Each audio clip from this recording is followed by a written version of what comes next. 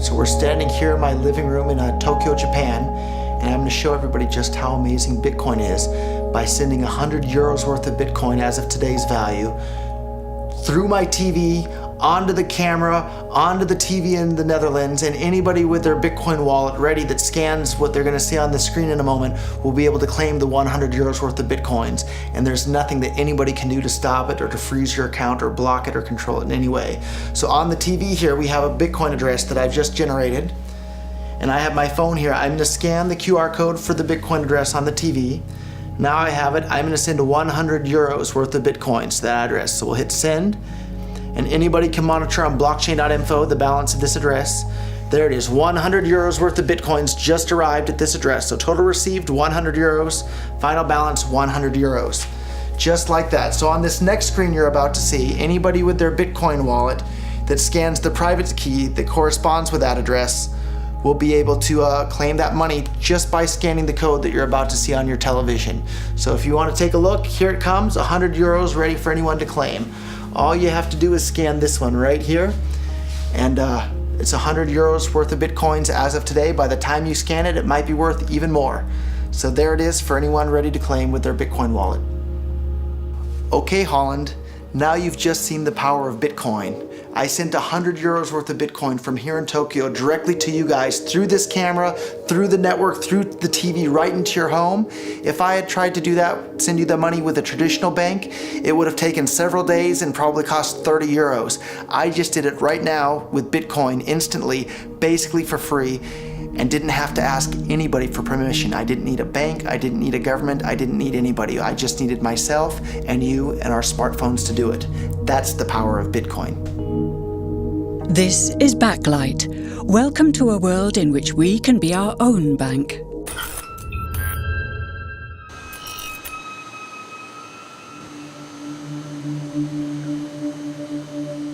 We take it for granted that money creation is controlled by governments and banks. But there's a community of people who don't see this as a given and who get quite worked up about it. Wall Street is fraud, America is fraud, the world is fraud, banks are fraud, central banks are fraud. We live in an era of fraud. It's all based on fraud, and they get a percentage of the fraud. That's the business model. To suggest that there is any moral or ethical aspect to anything that's going on now is to be completely naive about the fact that we live in an era dominated by financial terrorists, jihadis of banking. They're here to kill you and themselves. They believe in an ideology, not the Quran, but Adam Smith, that they completely misread and interpret as something to justify their blowing themselves up. Janet Yellen's a terrorist! Mario Draghi's a terrorist! The Central Bank of Japan is a terrorist! These are the real terrorists! Funds received. This community is switching to what they think is a better monetary system. A system in which banks are no longer needed because payments could be made directly from one person to another. In a system of debt, one of the two parties is always the slave. And that is the architecture of money we live in. That is the architecture of money we use in our civilization. An architecture of money where you have no control. An architecture of money where every interaction is mediated by a third party that has absolute control over that money. Bitcoin is fundamentally different because in Bitcoin, you don't owe anyone anything and no one owes you anything. It is not a system based on debt. It is a system based on ownership. And no one can censor it, no one can seize it, no one can freeze it. And what they will tell you is that they're worried. They're very worried. They're worried that criminals will use Bitcoin. But the truth is that they're far more terrified than all of the rest of us will. Thank you. Bitcoin, the cryptocurrency that was mostly known as a convenient tool for criminals, has suddenly become an important topic at conferences on financial innovation all over the world. Proponents speak passionately of a digital miracle that can save the world from financial ruin. The Bitcoin story starts off like a gospel revelation. It's November the 2nd, 2008, just 6 weeks after the Lehman Brothers collapse, and all over the world there are panicked debates about how to save the banks. Then, on a little visited web forum for cryptographers, a document appears in which a completely new monetary system is proposed. The visionary author calls himself Satoshi Nakamoto. First time I heard about it, I was at lunch with a buddy in Texas, and he said, man, there's this crazy new money. And so we talked about it over lunch, and then I went home and I said, man, I wanna see if I can buy some. At first, I wanted to buy some. I emailed a friend of mine. I think I probably saw the white paper in some web forum or something. You know, it just said this is some electronic currency thing. And this was publicly available. You know, this was posted, I think in December, 2008 or something. And these were the darkest days of the financial crisis. So that to me suggests a very clever mind that saw an opportunity, the perfect opportunity to introduce a new radical technology and a new radical approach to money and finance at just the right moment when people would be very open to making this big shift that's required to adopt a new currency. I'm pretty sure Satoshi is a human being, although I'd really love to go find out that he was some advanced AI. But 99.99% chance he was a human being. What's exciting for me is like a global economy. Right now we say we have a global economy, but I can't take $1 and give it to you in the Netherlands and then you know what to do with it, right? You would have to go and change it to your native currency. And when you kind of eliminate that step, and I can just send you one form of payment and you can send me a product in a matter of seconds, that starts to change things from a global perspective. So The first wire that I sent was for $25,000. And this was in early 2011, and Bitcoins were somewhere around $1. All the way along, I was buying Bitcoin, and anytime I managed to earn some dollars from my other company, I put it into Bitcoin. And at this point, the vast majority of my net worth I've been keeping in Bitcoin for a while now.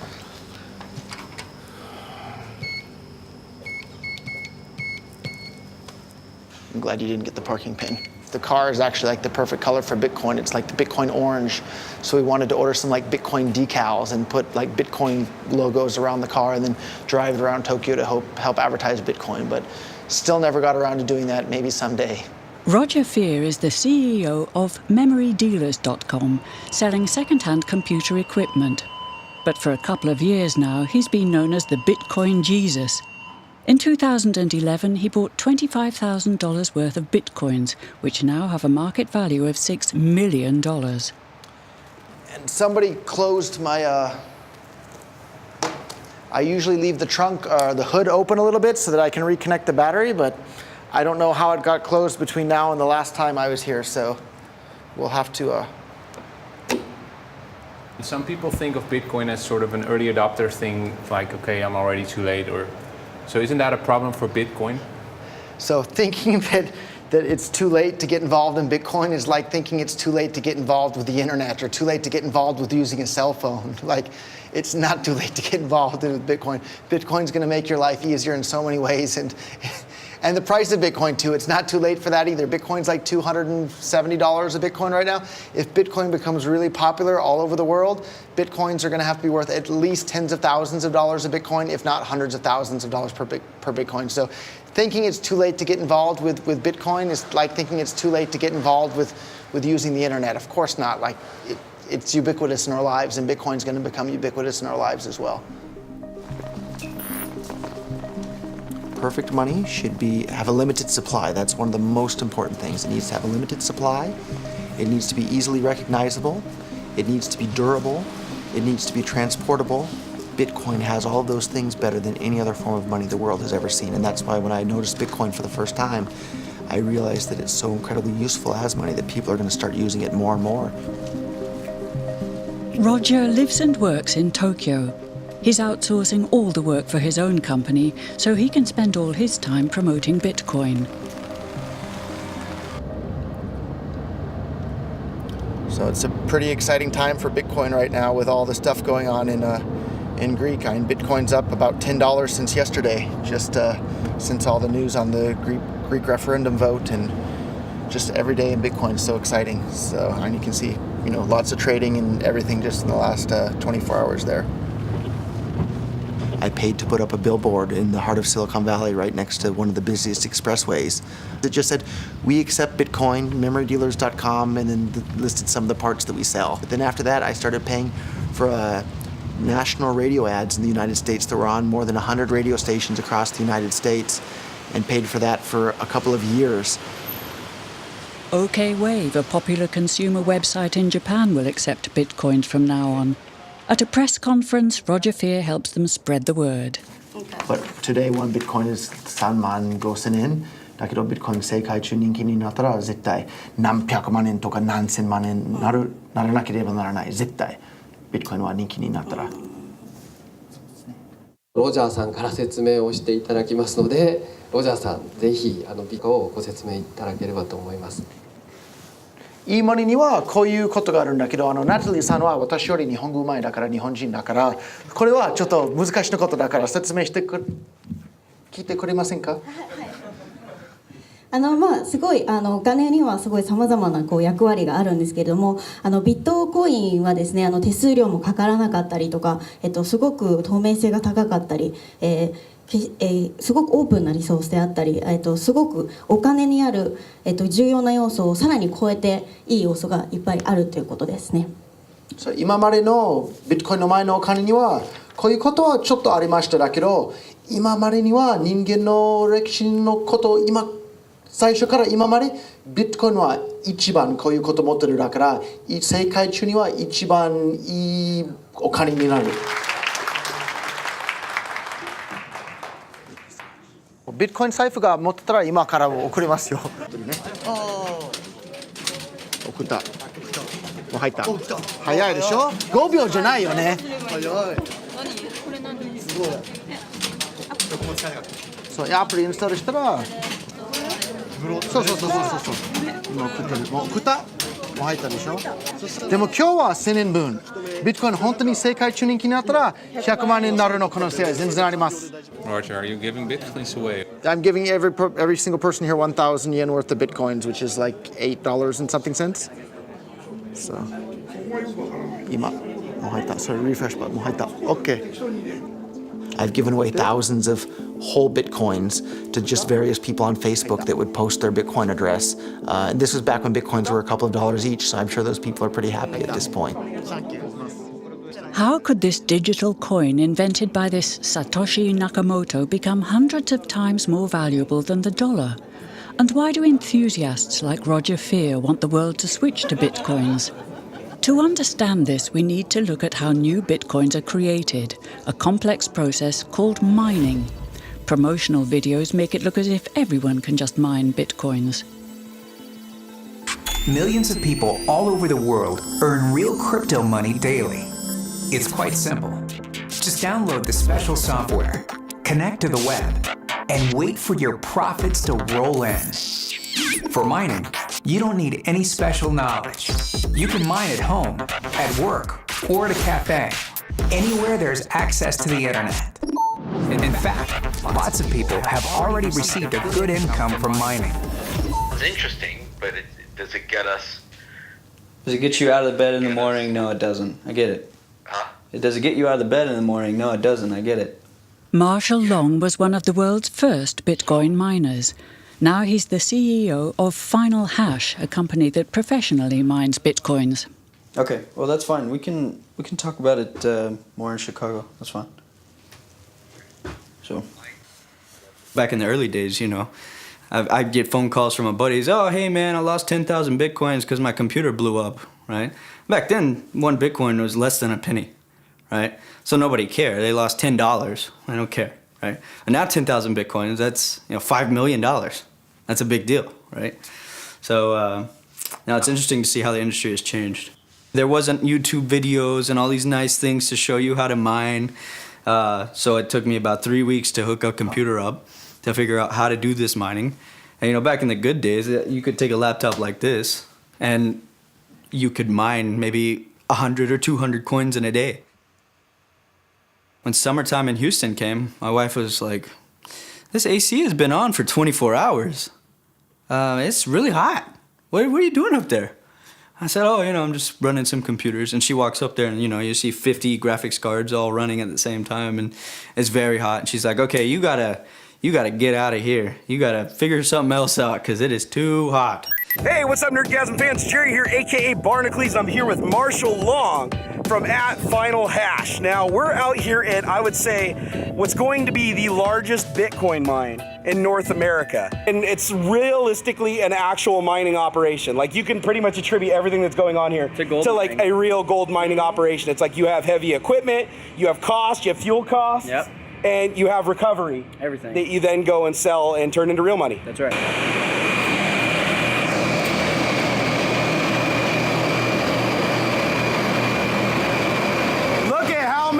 Machines are in here. You got S4s, S5s, everything. Actually, this looks like it's mostly S4s, huh? S4s in here. This is literally the loudest place ever. It's like being in a wind tunnel. You got air blowing through the top. Move your hair around. I mean, these things are all blowing out massive air. Now, the cooling in here is so efficient that if you put your hand back here behind the units where they're drawing air, it's freezing cold. It is nice, ice cold air coming in here. You put your hand in the front, down the center, it is burning, burning hot. So if you're asking yourself, is Bitcoin mining profitable? On this scale, hell yes it is. A Bitcoin is the reward for solving complex mathematical puzzles, and Bitcoin miners let their computers work day and night to complete these tasks.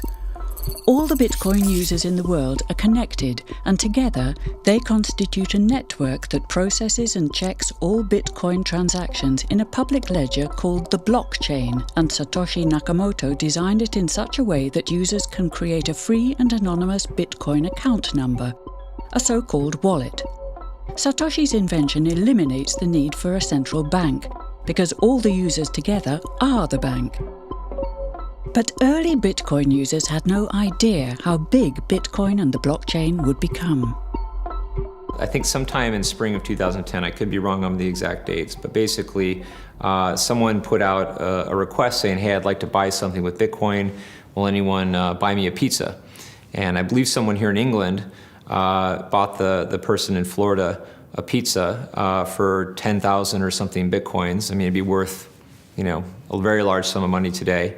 And that was the first Bitcoin commercial transaction. Garrick Heilman, an economist at the London School of Economics, was one of the first scholars to study Bitcoin and the blockchain as a serious monetary system. As a scholar, did you sort of label it, or was it something totally new to you? It looked very different to me. I mean, as soon as I heard the word decentralized and the fact there was a network powering this currency rather than a central issuer, that immediately captured my interest as something quite different based on what little I knew about alternative currencies at that time. What it meant for people who are libertarians in particular is that the government couldn't come in and shut down a server and end Bitcoin. It would have to shut down the entire internet or turn off the electricity grid to stop Bitcoin. And so that was really attractive to people who are worried about these types of things. Many of the early Bitcoin enthusiasts were libertarians who saw Bitcoin as the ultimate remedy for state intervention. This was also what attracted Roger Ver to Bitcoin. In his early 20s, he was a candidate for the Libertarian Party in California. But during his campaign, he was sentenced to 10 months in prison for trafficking illegal fireworks. According to him, this was a political case brought by people who opposed his ideas. So I have 2 Bitcoin-related geese. I have the bitcoin.org and I have the blockchain.info, Bitcoin blockchain logo. So you think it was a political case? There's no doubt in my mind whatsoever, and in fact, even at one of the pretrial conference things with the ATF agents, my attorney and the U.S. attorney, my attorney was saying, hey, these are store-bought firecrackers we sold on eBay. We can pay a fine, do some community service, and be done with this. There's no reason to destroy my life over it and send me to prison and make me a felon. And the U.S. attorney at that point was kind of nodding his head like that sounds reasonable. And the ATF agent literally pounded his hand on the table and shouted, but you didn't hear the things that he said, which I think summed up very clearly. They weren't mad about anything that I had done. They were mad about the things that I had said, because the ideas that I'm trying to spread are subversive to the state. And I did 10 months in federal prison, and I was scared of the U.S. government. The moment I was allowed to leave the U.S., I left, and I haven't lived there ever since. And they have what's called an exit tax. So at the time you announce you're a United States citizen, they tax you on your entire net worth at capital gains tax rates, and you have to pay them that money. Otherwise, they'll probably either send you to jail or at the very least not ever let you back in the country ever again. If you think about it, it's not all that different than slaves from the past having to buy their freedom from the plantation owner. Money creation by the state is sort of connected to state aggression for you, right? In my line of thinking is if you or I create counterfeit euros or print euros or dollars or yen, we would go to jail for counterfeiting because it's destructive to the economy. By counterfeiting dollars, it's stealing from everybody else in the economy that has money. When governments do the exact same thing, it has the exact same negative effects. The only difference is they call it fancy names like quantitative easing or economic stimulus, but it's destructive for the exact same reasons.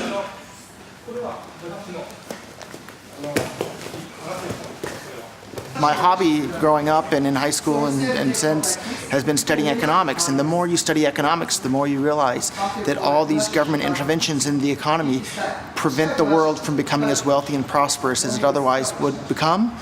And suddenly now we have this tool that separates money from state. Like everybody today thinks that separating church and state, yeah, of course they should be separated. But a couple hundred years ago, it was, heresy to say that church and state should be separated. And today it sounds maybe a little bit crazy to say that money and state should be separate. But I think in another decade or two, people are going to think, oh, what the heck were we thinking, letting governments be in charge of money? That caused so many problems and so many misallocations of resources around the world. Of course, Bitcoin is better. Okay. Thank you. Why is the government and bank's monopoly on money creation seen as undesirable? In his white paper, Satoshi Nakamoto didn't express his opinion on this.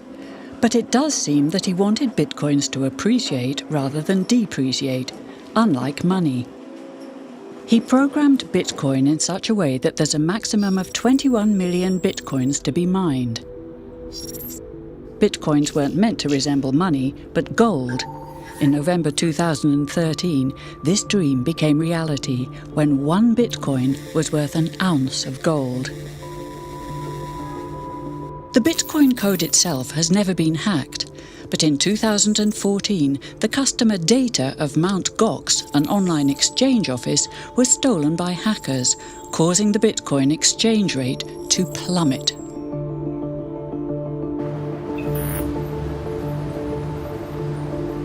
At the Financial Times in London, journalist Izabela Kaminska has been critically following the Bitcoin exchange rate and community since the very beginning.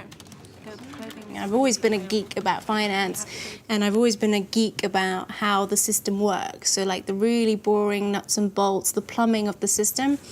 And I think in 2008, it was the first time we all really thought, actually, not only is the system as we know it possibly crumbling, there might be opportunities for new systems to come up as a result of it. Yeah, exactly. Yeah. Well, yeah, so I guess I started writing about it again around here, 2012. And then we had the first little rally. And then this is also this is very reminiscent to the classic bubble chart. I know that you guys want to change the next. So you see, this is the famous bubble chart, which has takeoff, first sell-off, bear traps. That's the first little micro, mini dump. Then you go to the new total bubble, then it crashes. And there's a bit of like a return. People think maybe it's going to come back, and then it crashes again, and then it gets back to a more realistic trajectory. And you'll see that really is very reminiscent to what we've seen here. What everyone is really wondering is, will we see a consolidation of this price, or will it recover somewhat, or will it go completely to zero? There are really... What do you think? I think what's best for Bitcoin is actually if it just stays stable. So everybody agrees volatility is currently the biggest enemy of Bitcoin. Satoshi's dream, what would that be? the paper doesn't really say what his big dream was. He just wanted an efficient mechanism that was cheap. But in terms of what I think people have projected his vision as being is this world where we are all our own bank. We don't have to depend on any intermediary, and banks are gone. In the current economy, because of the way our system is structured, if I decide to hoard my dollars, I'm usually hoarding them in an institution that is using them as a means of capital raising, and they will be lending them out. So my money, even though I'm saving, that saving is going into an investment somewhere else, being done by a bank, etc., and it's helping to grow the economy. So my saving doesn't disadvantage the economy. But in Bitcoin, there isn't that opportunity. So a hoarded Bitcoin is a hoarded Bitcoin. It's totally idle. It has no interest, it has no yield. It is simply sitting there doing nothing. And yet the person who holds on to it thinks they have a right to future income flow as if they had been investing. When the line was flat, people like massively bought in or mined Bitcoins, and they are now like multi-millionaire billionaires. They're the new 1%. They're the 1% of the Bitcoin economy, which again goes against the whole democratization side of the argument, because really you're not democratizing the economy. You're just transferring the power from the existing elite to a new elite. The fact that a few early Bitcoin miners and investors are now multi-millionaires is reminiscent of the current banking system, in which bankers are accused of personal enrichment.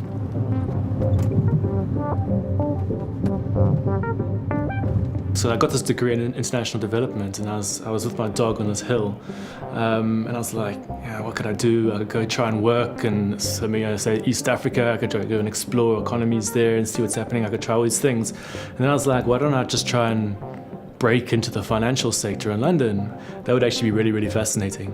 That'd be really amazing. And then once I had that thought, I just became obsessed with this idea. Brett Scott is the author of the book Hacking the Future of Money, about reforming the financial sector. To immerse himself in the system he criticised, he worked for 2 years as a broker in the City of London.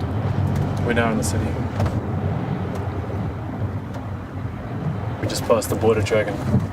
Oh, yeah, these dragons mark the boundaries of the City of London. So it's the financial district. Cut off all my hair, I bought my first suit. Interestingly enough, I had 2 interviews with Lehman Brothers, literally weeks before they went bust. And I remember being up in the sort of like 35th floor or something, and the guy was like, oh no, everything's fine, you know. Don't believe the stories you see in the press about us. And then they went under. If you created an entire society that was reliant on Bitcoin, yeah, you'd have massive problems of inequality. But it's very important in that it forms a kind of counterpower to the existing bank payment system. So while I can critique Bitcoin as much as you want, I'm always aware that the existing bank system is highly flawed, and I like the fact that this exists as an alternative. What's happening right now in a lot of the banking scene is this move towards it's called a cashless society. But if you think about what that actually means, it means every single payment that you undertake has to go via a commercial bank. Now, that means every single transaction you ever do will be monitored and recorded in a database somewhere. It means you'll always be giving fees to various credit card companies and so on. So there's potential for huge amounts of surveillance. There's all sorts of problems that come with a cashless society. In that world, something like Bitcoin, which is an electronic version of cash, or electronic form of, an electronic equivalent to cash, becomes quite important. It's St. Paul's Cathedral across there, which is where the Occupy movement set up camp in London, and they were there for a long time. They tried to occupy the London Stock Exchange, but weren't able to get in, so they chose St. Paul's instead. You think of Bitcoin and the whole movement being as a sort of better form of Occupy? It's a different form of Occupy.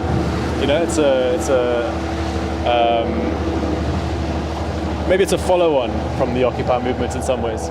Bitcoin, as a form of protest against the current banking system, is propagated in the Netherlands by 3 Bitcoin enthusiasts who have created an app called BitKassa and who are now trying to convince all retailers in Arnhem to accept Bitcoins. Als ik nu mensen spreek over hoe Bitcoin werkt, dan kijken ze in eerste instantie soms vreemd op van, goh, werkt dat zo en wat bijzonder en apart.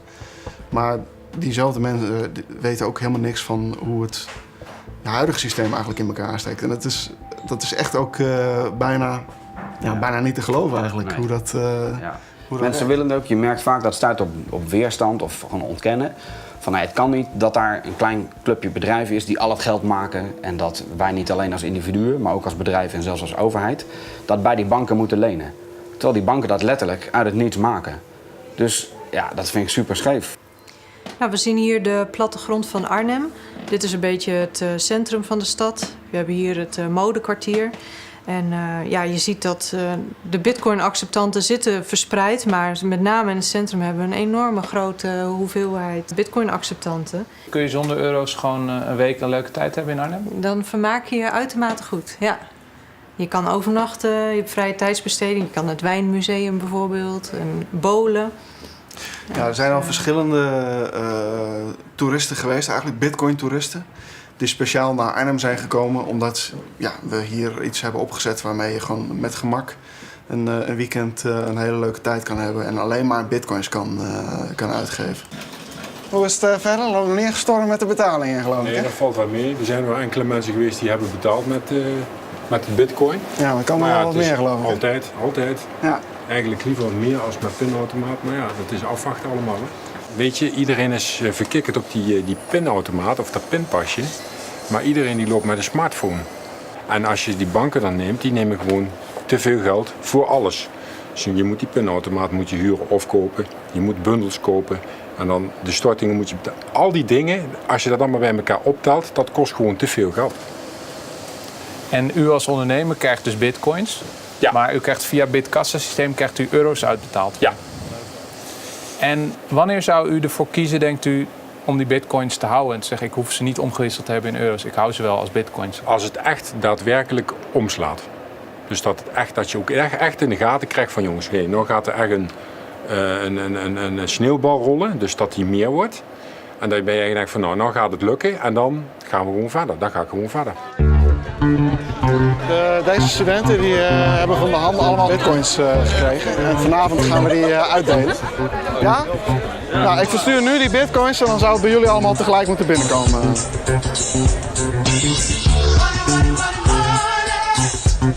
is nu onderweg.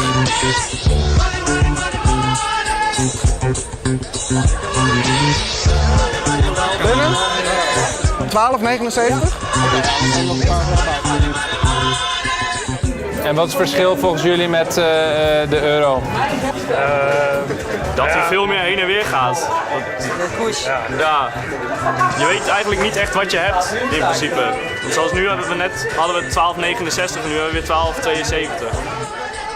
Beside the ease of use, the Arnhem students have also noticed a less pleasant quality to bitcoins: the fluctuating exchange rate compared to other currencies, which could make a beer a couple of cents cheaper or more expensive between ordering and serving. So Bitcoin, in my definition, is not money. The key to something being money, in my opinion, is that it's a widely used unit of account, meaning that goods and services are priced in it. So when you go to the coffee shop, you see something priced in Bitcoin. That's not true. There are coffee shops where there are prices in Bitcoin, but that price is changing constantly based on the currency it's linked to. So the pound, for example, here in England lost 20% of its value recently, but the price of coffee didn't change. It was still 99p. That's what it means to be a unit of account, and Bitcoin is not that. The price adjusts based on its exchange rate continuously. Do you see Bitcoin as a form of money or as digital gold? So I see gold as money, and I see Bitcoin as having all the same properties of gold with one property that actually a couple properties that are even better. So gold is kind of hard to divide. Bitcoin divides down to 8 decimal points instantly, super easily. Gold is really, really difficult to transport. If I want to transport gold from here to Moscow, it'll cost a bunch of money to do that, and it's dangerous, and you have to have armed guards and who knows what. With Bitcoin, I can send Bitcoin from here to Moscow or to Holland instantly, just like that, basically for free. I don't have to pay for a bunch of armed guards. It just happens almost like magic. If you ever ask somebody why they think gold's valuable, they can't ever really tell you. They always give you these like weird stories around, oh, it's like a precious metal, isn't it? It's pretty. While we think it has all this intrinsic value, this intrinsic value of gold has been largely constructed in people's heads, often by actually like association with power, association with religious figures. Bitcoin has potential for similar types of construction. You could create this sense of this almost like a commodity-like token that has no immediate sort of value to it, but can be imbued with value.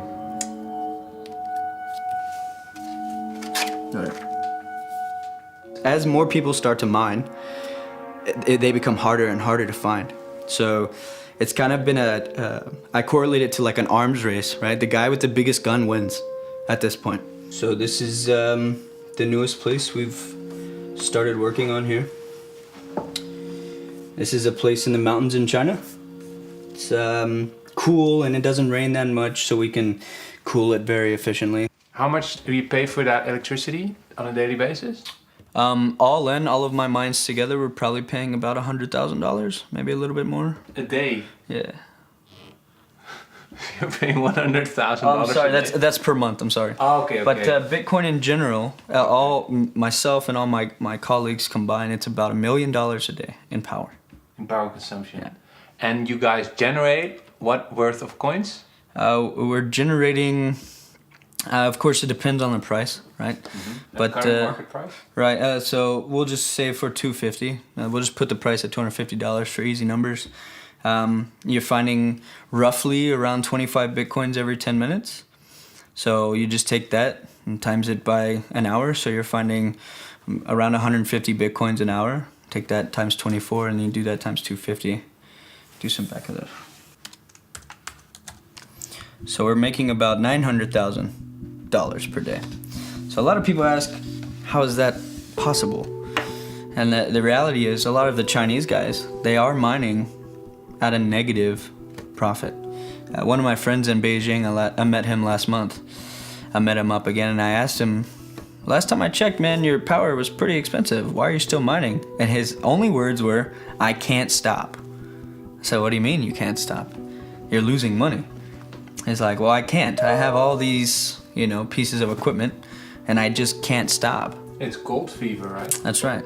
And it's interesting because a lot of my colleagues don't see it as a business subconsciously, right? They kind of get addicted to it and kind of get crazy about it.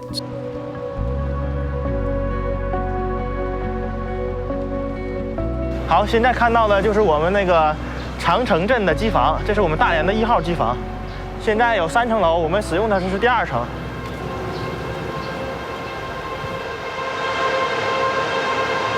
我们每天的产币量，像这种规模的产币量，大概是在20到25个币之间，大概有3000台左右。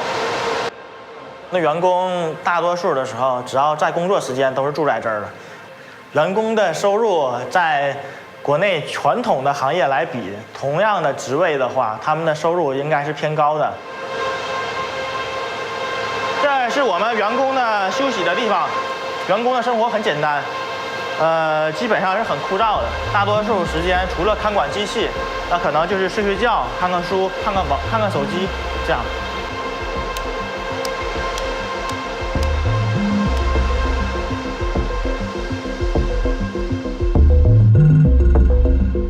So what was supposed to be a very democratic system has ended up concentrating in exactly the same way that we have seen the banks concentrate their business. So now you have most of the miners are based in China, or most of the miners are huge server farms that, the average person can't be a miner anymore in Bitcoin. It's far, the barriers to entry are now really, really quite expensive. You have to invest in at least, thousands of dollars of equipment if you want to be a miner. And a lot of people who got into the first year of Bitcoin actually had mental breakdowns. It was so beautiful. It was like you're seeing, some of the most remarkable art ever for the first time. One of the qualities that I don't like about the community is that it's extremely absolutist, it's very politically led, and it assumes that its political ideology is the correct one, and it kind of thrusts its political ideology on everybody else. So I always say, I don't want political ideology when I'm paying for my coffee. I just want a payment network that works and that allows me to benefit from smooth transactions. Lots of paper money. So this is a receipt, and this is my public address and private key. You got it covered for us, so we cannot film it. That's right. Bitcoin. Over the past 2 years, new members are increasingly joining the Bitcoin community, not for ideological reasons, but for practical ones. In Kiev, there are some protests happening, so people started using social media to share their QR code. Within a matter of days, they automatically had $15,000 in their wallets from sympathizers to the protests. That money was transferred from around the world. It's an incredibly powerful example, because today I spent 7 years in Nicaragua, and today I still cannot use PayPal to transfer money to my friends in Nicaragua. Whether or not Bitcoin will be worth millions isn't the main question for many computer scientists, investors, and hackers. To them, Satoshi Nakamoto's real invention is the blockchain technology, a global open ledger which can be used to share much more than just money. You may think that Bitcoin is just another way to pay for a cup of coffee, but it's not. Bitcoin is just the denomination used to pay the toll to put stuff on this global ledger.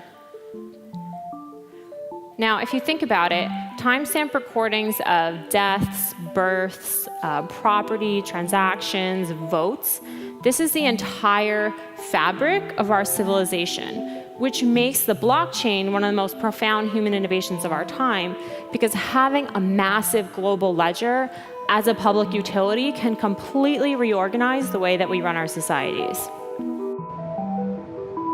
Fundamentally, blockchain is a database sort of mechanism, and it's a standard, it's a protocol.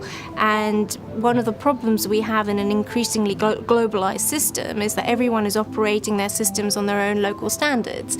And getting people to do everything in a uniform way that benefits all of us, like, bringing in the metric system, that is really, really hard. Blockchain offers an opportunity to start this new, exciting technological industry from a standard that is globalized and potentially uniform.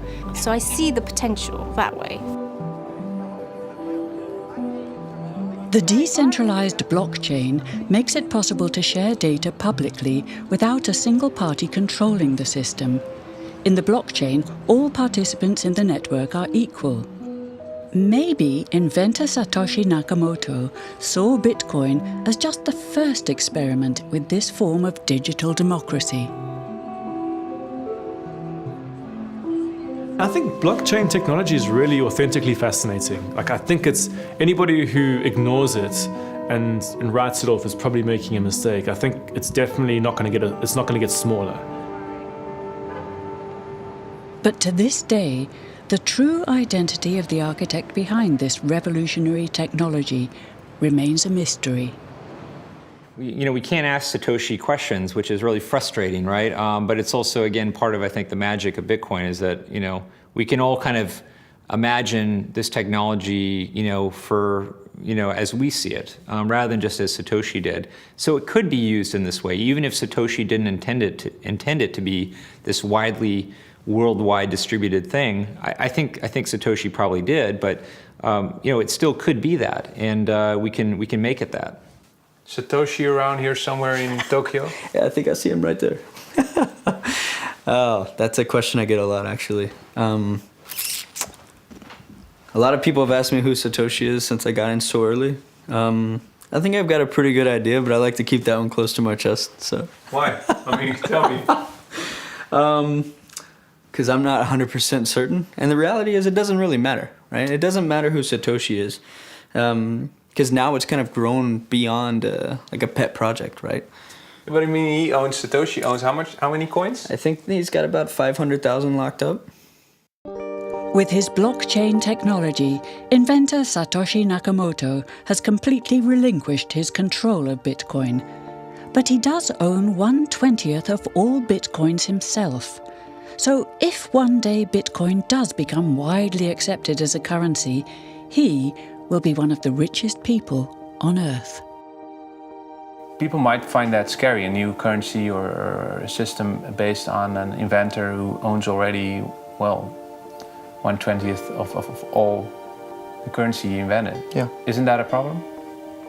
Satoshi invented one of the most important inventions in the entire history of humankind that's going to improve the lives of everybody on the planet for the better.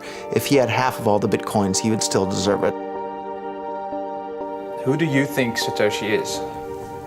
I think it's probably a band of people who decided that a nom de plume was the best way to go, precisely because if it did take off, there would be too many consequences for an individual, one person, or even a group of people. And from my perspective, you never make a move of this sort without a myth. You need a sort of foundation myth. Every good sort of system of power has a foundation myth, and it's always best if the leader is either anonymous or aloof or in some way distant from the public, because you have to create a sort of mythology around him. And because Satoshi, nobody knows who he is. If we knew who he was, it would almost ruin the whole thing for everybody, I think. Why did he disappear, you think? He undermined the ability of every single government on the entire planet to control the money supply. And that's how every single government in the world is controlling their citizens and their economies today. And he just basically, knocked their feet right out from under them with the invention of Bitcoin. And I'm sure that's going to make a lot of people who want to control other people by force really, really upset. So yeah, I think it's really, really smart for him to have disappeared. And for me, it probably would have been smarter for me to keep quiet too, but Bitcoin's too exciting for me to stay quiet about. I think a lot of people are underestimating the way in which Bitcoin and the blockchain are going to change the power structures in society in general. I mean, I grew up in the US and I see all these people like, yeah, nuke everybody in the Middle East and kill them all. And then they have the former Secretary of State, Madeleine Albright, on 60 Minutes, one of the most popular news shows in the US. And they asked her, they said, there's reports that more than 500,000 Iraqi children have died as a direct result of US sanctions. And she looks back at her with a straight face and she goes, it was a really tough decision, but I think that it was worth it. Worth murdering 500,000 kids because of what the government did? And I apologize for crying, but it just disgusts me from my core when I see government people murdering people around the world. It's not just theoretical, these are real people with real lives. And it's real people, and Bitcoin has the power to undermine everything they're doing to people around the world. And I'm sorry for shouting, but it just disgusts me what these people in government do. And they do it through central banking and through the control of the money supply, and Bitcoin takes that away from them.